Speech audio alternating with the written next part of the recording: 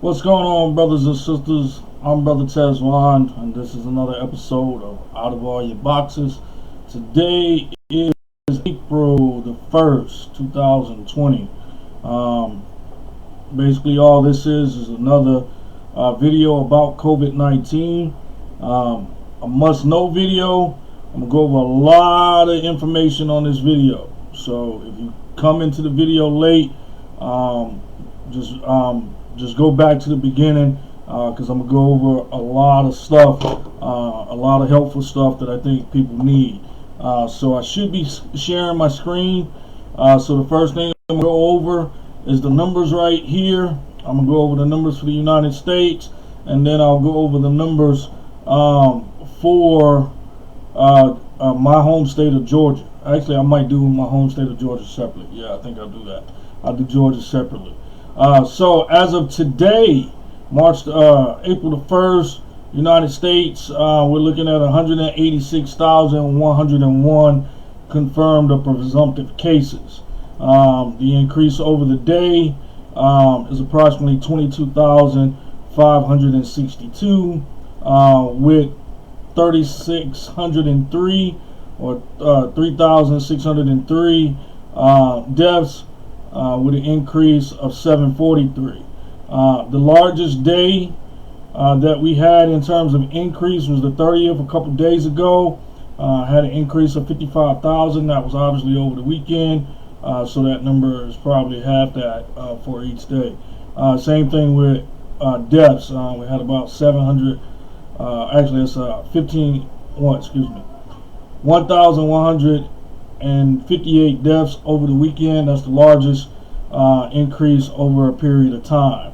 But again, obviously that is over a 48 period. So we're averaging about 7,747 new cases per day. We're looking at, since March the 9th, we're looking at 185,937 cases in the United States.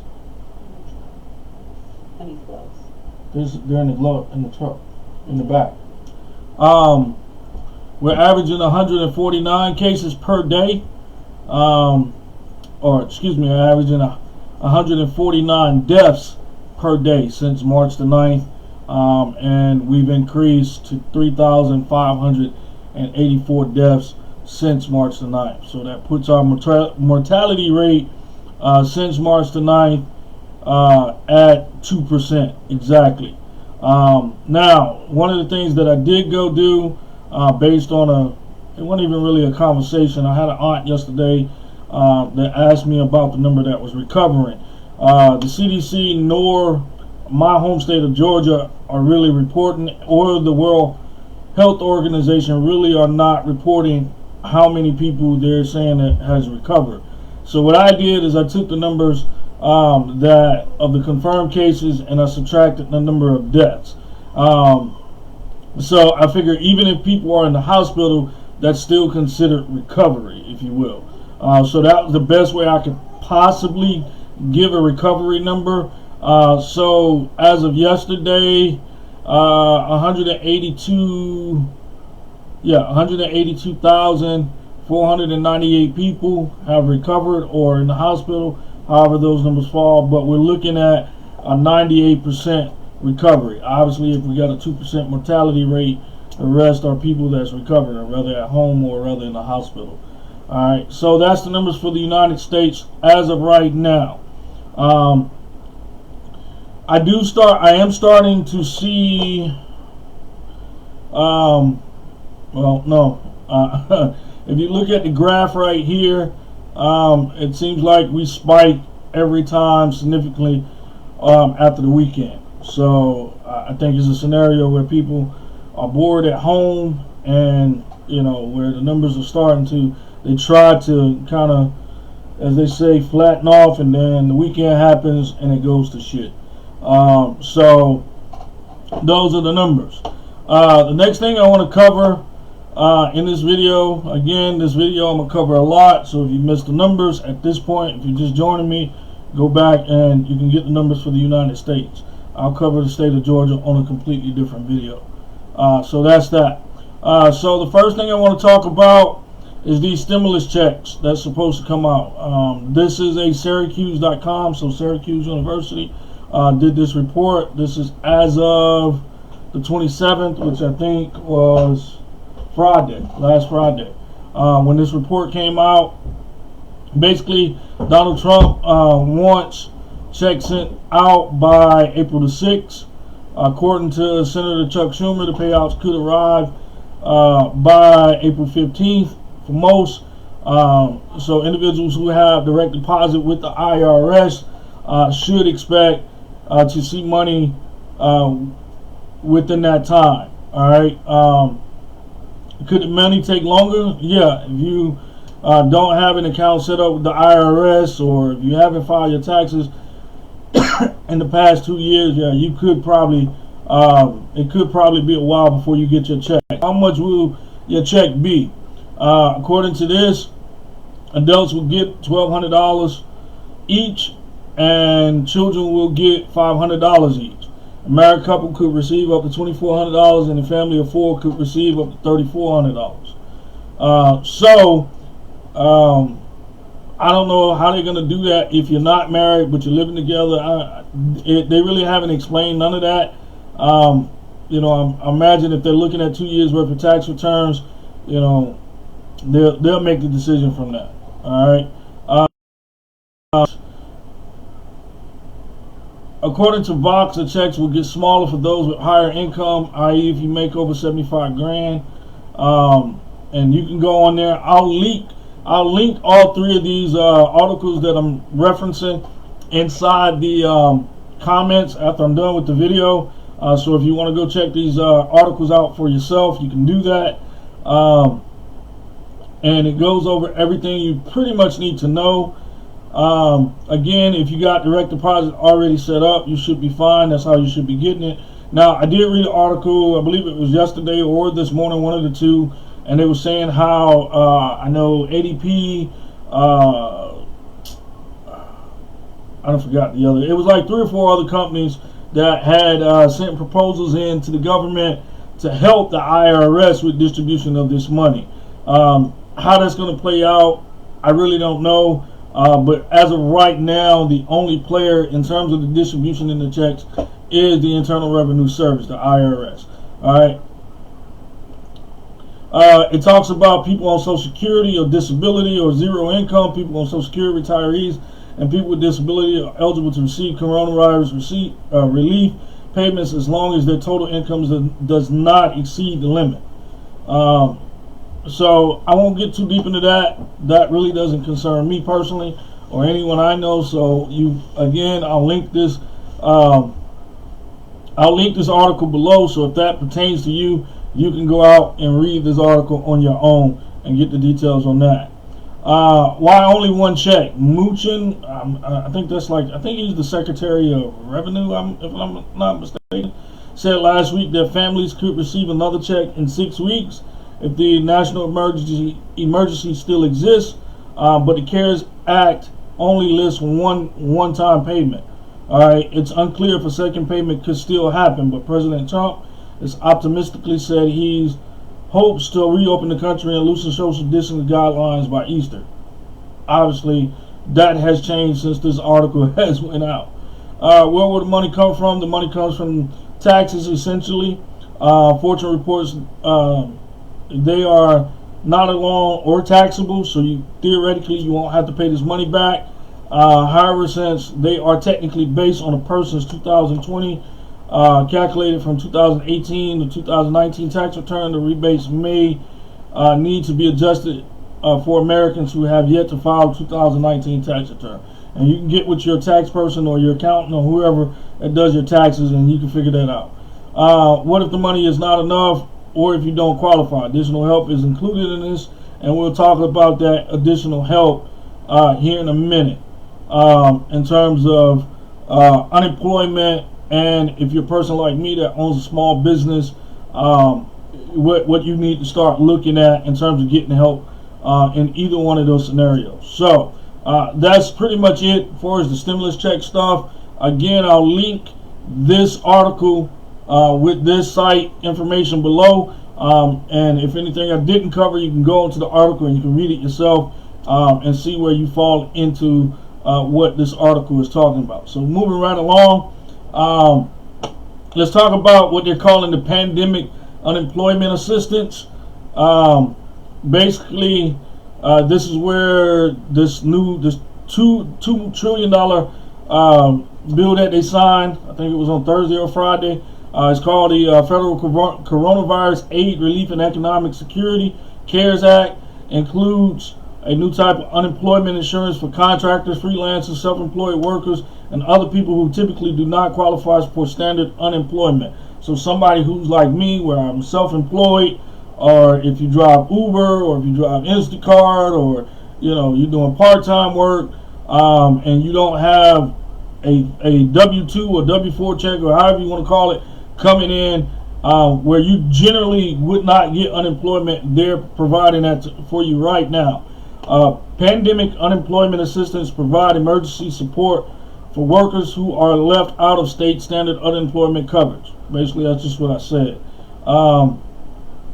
Who qualifies for pandemic unemployment assistance? According to the National Employment Law Project, those eligible will be self-employed workers, independent contractors, freelancers, workers seeking part-time work, workers who do not have long enough work history to qualify for unemployment benefits, and workers who have exhausted their standard state unemployment benefits.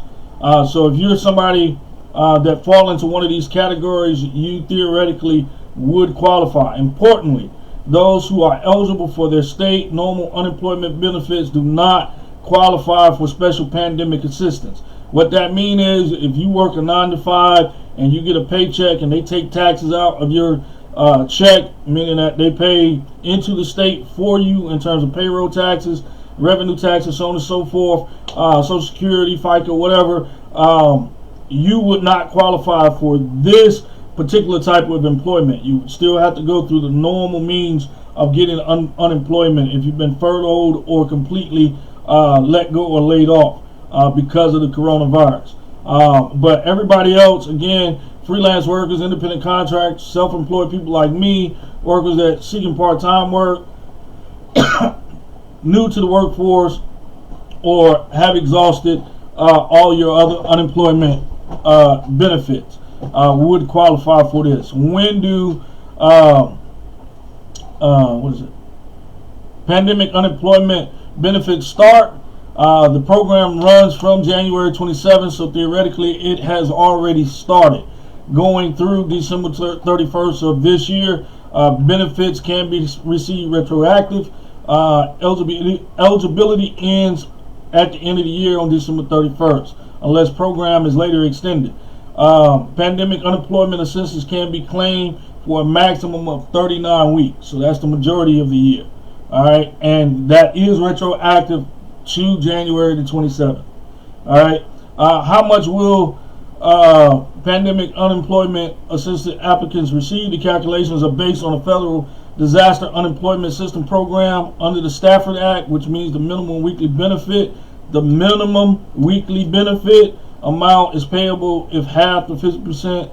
If the max, I screwed that off. If the minimum weekly benefit amount payable is half, 50% of the average benefit amount in the state in which you apply, according to the NELP, whatever that means. That's about $190 a week. So the minimum that you can receive is $190 a week. Begin by visiting your state labor or equivalent website in New York. If you're somebody that's watching this and you're in New York, you need to go to labor.ny.gov. If you're not traditionally eligible for unemployment benefits, begin the standard unemployment insurance application process and then apply. Be prepared to provide self-certification that you are partially or fully unemployed or unable to work for one of the following circumstances. All right, so these are the stipulations to get this money. You have been diagnosed with COVID-19 or have symptoms, or if it or you're seeking a diagnosis, a member of your household has it, you're providing care for somebody that has it, you provide and care for a child that has it, oh, no, that doesn't say that, not a child. You are providing care for a child or other household member who can't attend school or work because it is closed due to COVID-19. So, meaning if your kids are out of school because of COVID-19, you can go apply for this because you got to stay home to take care of your kids. You are quarantined and have been advised by the healthcare provider to self-quarantine. You have scheduled, you were scheduled to start employment and do not have a job or cannot reach your place of employment as a result of the COVID-19 outbreak. You have become a breadwinner of the household because the head of the household has died or as a direct result of COVID-19. You had to quit your job as a direct result of COVID-19, or your place of employment has closed as a direct result of COVID-19. So pretty much, unless you just, I can't think of any scenario right offhand in doing this video where people would not qualify for this if you fall into the group up here, the self-employed, independent contractor, freelancer, so on and so forth. All right. Again, I'll put this link in the comments below. I think the final stuff you can read on your own. Oh, okay. I guess I need to cover this. If you get this unemployment benefits, will you still get that $1,200 check, or whatever money that they're telling you that's coming that I've already talked about? The answer to that question is yes. The answer to that question is yes. The pandemic unemployment compensation, an additional $600 per week, and then pandemic emergency unemployment compensation. So it goes over everything that you would be getting. All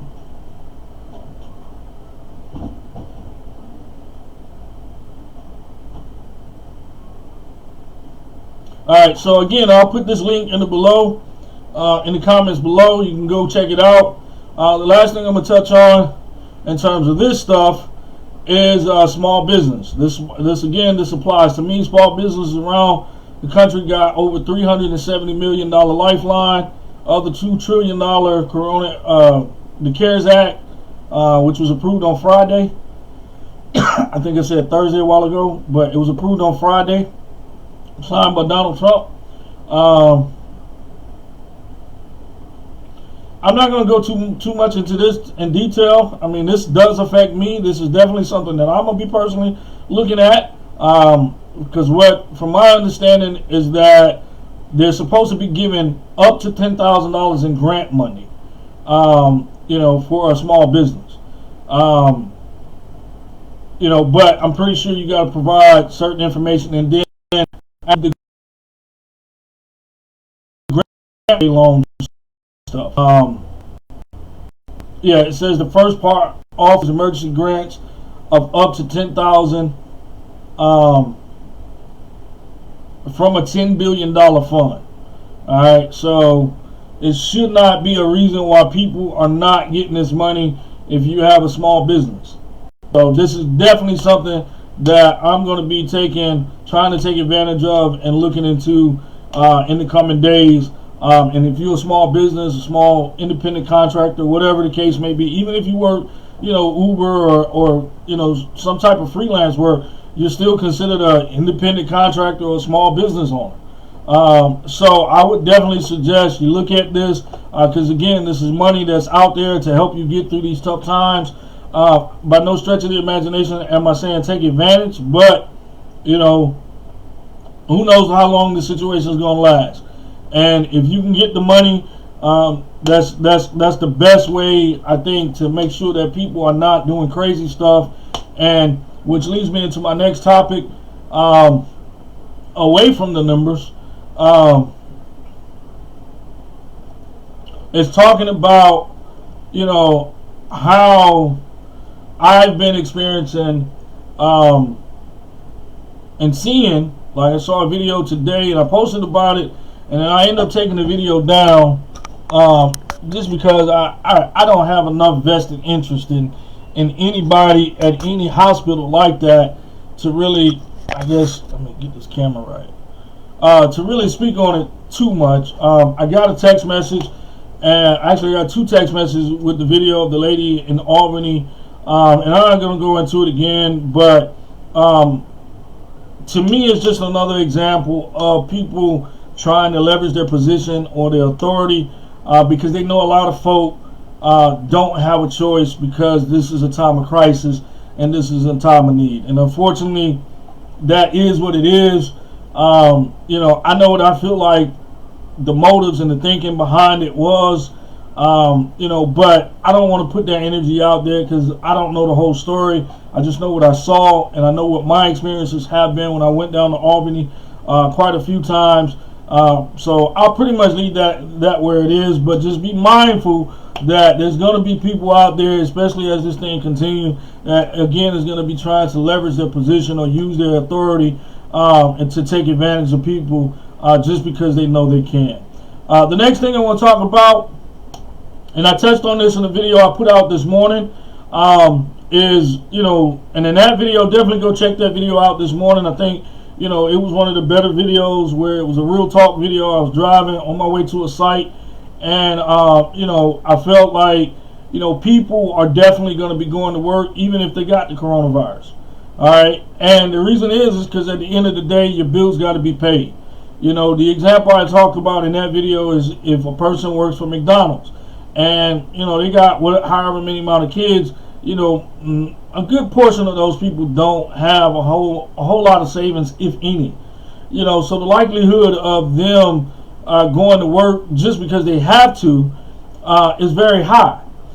So guys, make sure you're making your phone calls to your bill collectors and having conversations with them to see how, you know, you can get them to help you, and see if you can coordinate with them so your life doesn't become stressful because of this coronavirus. If you come across a company like I have already had, like I've already come across, if you go back last week, I believe, or week before, on my timeline, I had a situation where a bill collector called me. It was back on the 15th, I believe, or the 17th.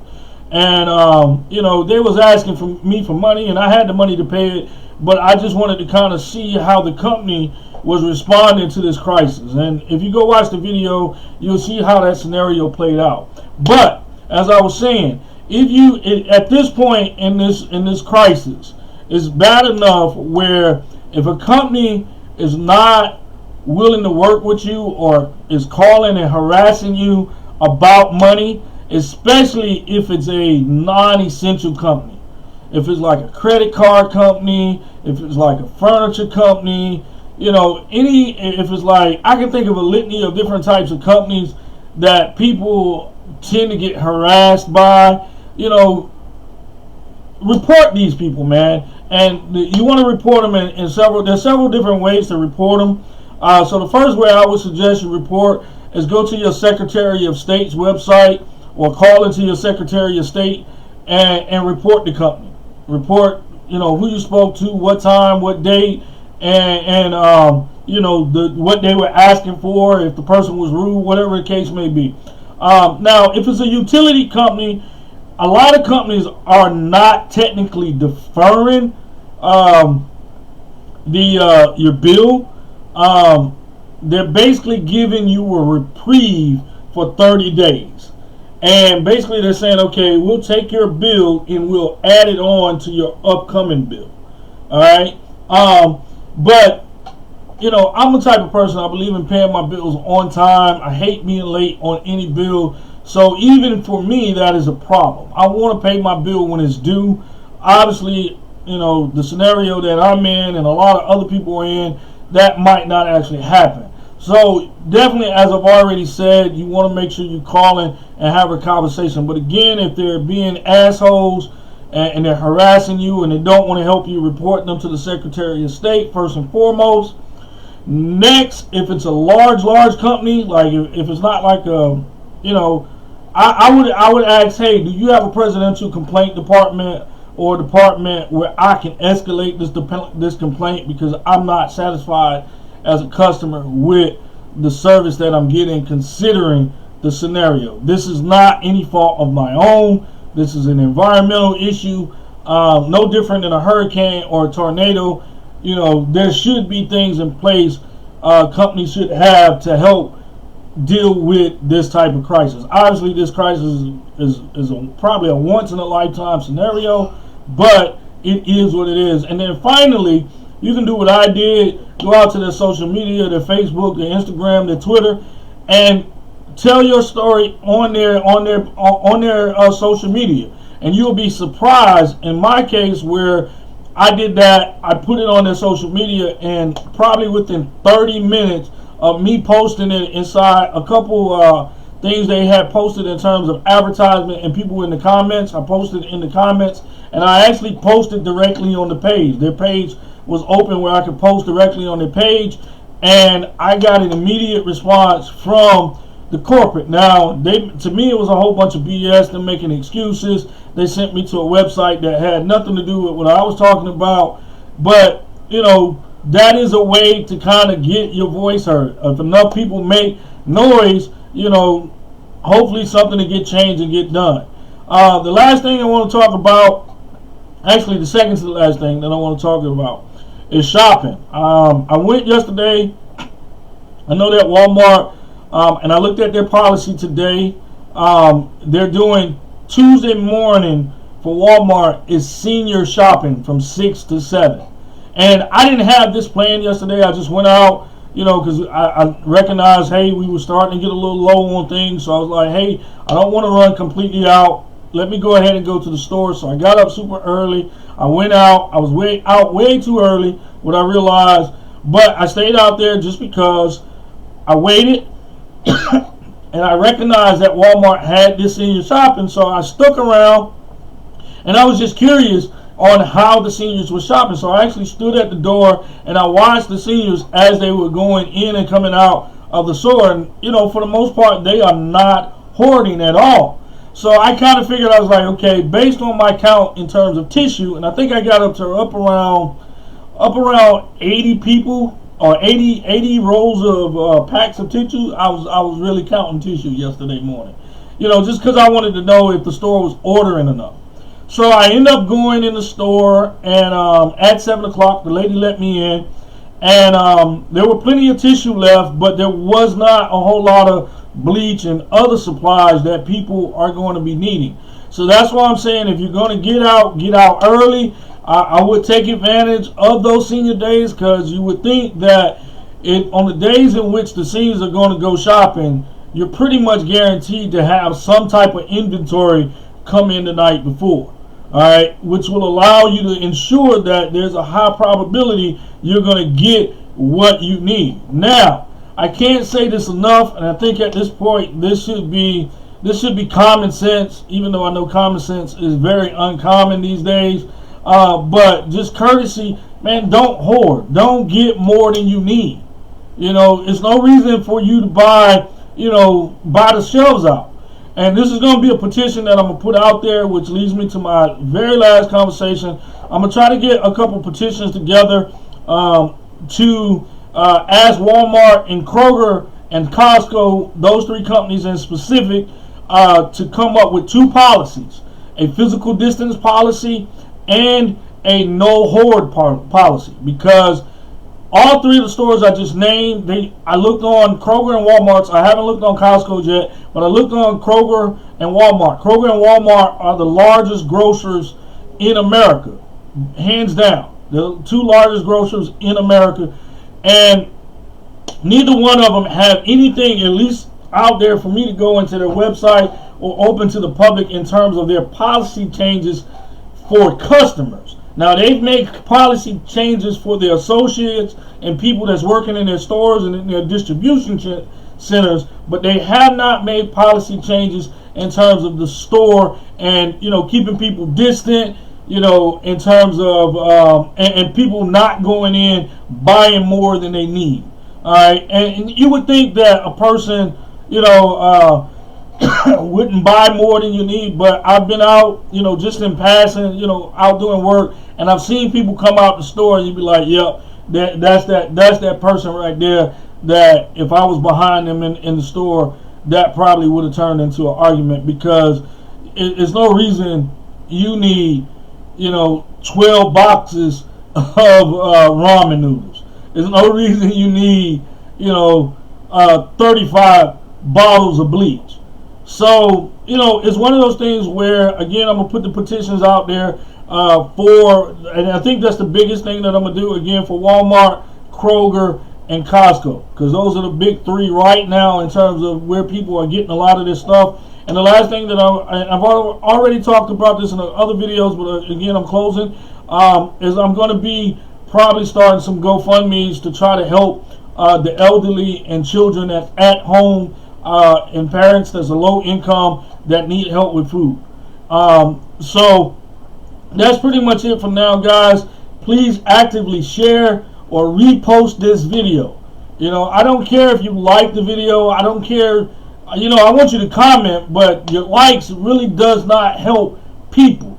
I'm not on here doing these videos and giving these updates every other day for you to like the video. What I need you to do is to share the video on your timeline, on your social media, outside of Facebook. If you got YouTube, if you got Instagram, if you got Twitter, share the link that's associated with this video on your social media so other people could see the stuff that I'm putting out. And it's not about me going viral. It's not about me becoming famous or none of that shit. It's about trying to help people out. That's this shirt that I'm wearing is out of all your boxes. That's the name of my organization, and one of the core values in my organization is helping people, man, in real time, in real situations, keeping it real, no bullshit, no sugarcoated, no politics, no religion, just helping people in real time where they are. And again, the name of the organization is out of all your boxes. You can find us at www.ooayb.org. Again, that's www.ooayb.org. And that's it for now. I hope that you guys can use the information. Again, all three of the websites that I talked about a few minutes ago, about the stimulus check, about the pandemic unemployment, and the small business stuff, can be found in a few minutes. Give me a chance to upload this in the comments below if you want to go read it and find out what part of those articles pertain to you. That's it for now. Again, I ask that you thoughtfully share and repost, and definitely comment if you got something to say that's constructive. Peace.